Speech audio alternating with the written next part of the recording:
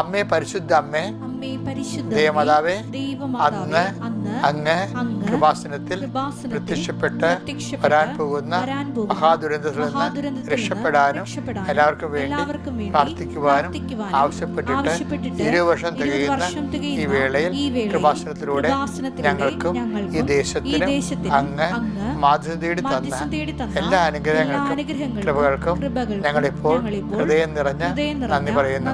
അമ്മേ പരിശുദ്ധ അമ്മേ ജപമാല മാതാവേ, സകല കൃപാസനം പ്രാർത്ഥനയോടും ചേർത്ത് ഞങ്ങളിപ്പോൾ പ്രാർത്ഥിക്കുന്ന ഈ കുടുംബത്തിന്റെ പ്രത്യേക നിയോഗം ഓർക്കുക. ചിലപ്പോൾ ഇന്നലെ ഓർത്ത നിയോഗം തന്നെയായിരിക്കാം ഇന്ന് ഓർക്കണം. അത് കുഴപ്പമൊന്നുമില്ല.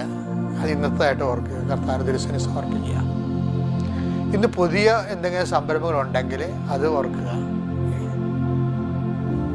എഴുത്തുകുത്തുകൾ, ഫോൺ വിളികൾ, നമ്മുടെ ഇന്നത്തെ ജീവിതത്തിൽ